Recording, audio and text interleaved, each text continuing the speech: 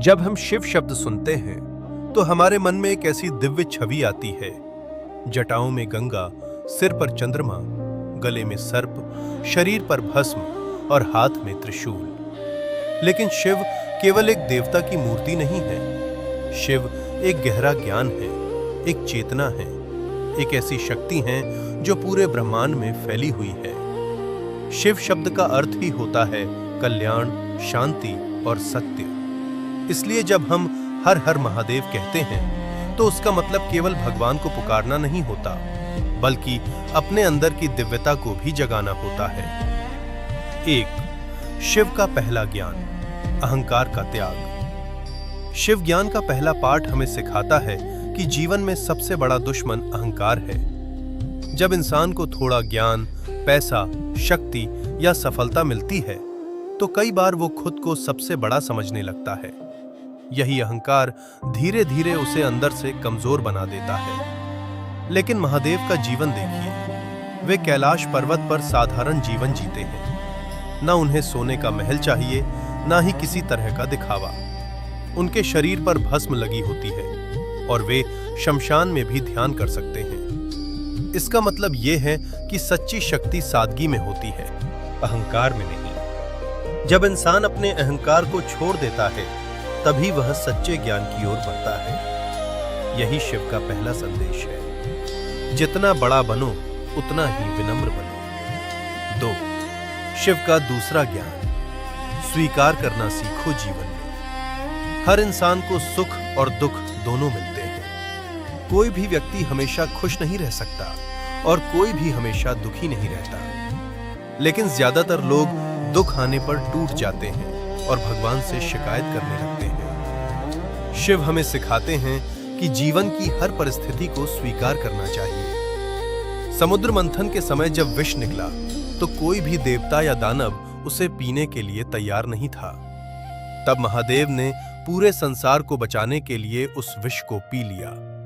उसी कारण उनका नाम नीलकंठ पड़ा। इस घटना का मतलब ये नहीं कि हमें सच में विष पीना चाहिए। इसका अर्थ यह है कि जीवन में आने वाली कठिनाइयों को धैर्य और साहस के साथ स्वीकार करना चाहिए। 3. शिव का तीसरा ज्ञान, सच्ची भक्ति। महादेव को बड़े मंदिर, बड़ी पूजा या बड़े बड़े चढ़ावे की जरूरत नहीं होती। उन्हें केवल सच्चा दिल चाहिए। कई कहानियों में बताया गया है कि शिव बहुत जल्दी प्रसन्न हो जाते हैं। उन्हें पुकारे, भोलेनाथ मुझे रास्ता दिखाइए, तो वह पुकार कभी व्यर्थ नहीं जाती। कई बार इंसान जब पूरी तरह टूट जाता है तब वह पहली बार सच्चे दिल से भगवान को पुकारता है। उस समय उसकी प्रार्थना में कोई दिखावा नहीं होता, बस दर्द और सच्चाई होती है। यही सच्ची भक्ति होती है। 4. शिव का चौथा ज्ञान, मौन की शक्ति। आज की दुनिया में लोग बहुत बोलते हैं, लेकिन बहुत कम लोग मौन को समझते हैं। महादेव को अक्सर गहरे ध्यान में बैठा हुआ दिखाया जाता है। इसका मतलब यह है कि सच्चा ज्ञान शोर में नहीं, बल्कि शांति और मौन में मिलता है। जब इंसान कुछ समय अकेले बैठकर अपने मन को शांत करता है, तब उसे अपने जीवन के कई सवालों के जवाब खुद मिलने लगते हैं। इसलिए शिव हमें सिखाते हैं कि हर दिन कुछ समय अपने मन को शांत करने के लिए निकालना चाहिए। 5. शिव का पांचवा ज्ञान, सब में शिव है। शिव ज्ञान का सबसे गहरा सत्य यह है कि शिव केवल मंदिर में नहीं रहते, वे हर जीव में, हर कण में और हर आत्मा में मौजूद हैं। जब हम किसी से प्रेम करते हैं, किसी की मदद करते हैं, किसी को दुख नहीं देते, तब हम शिव के रास्ते पर चल रहे होते हैं।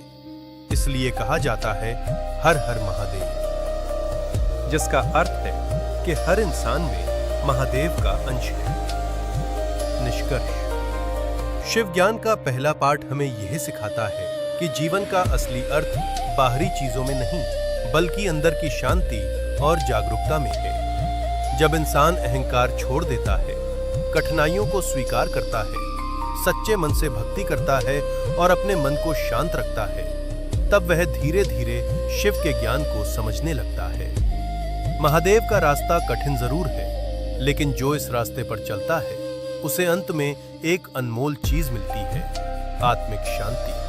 और शायद इसी कारण लाखों लोग आज भी पूरे विश्वास के साथ कहते हैं, हर हर महादेव।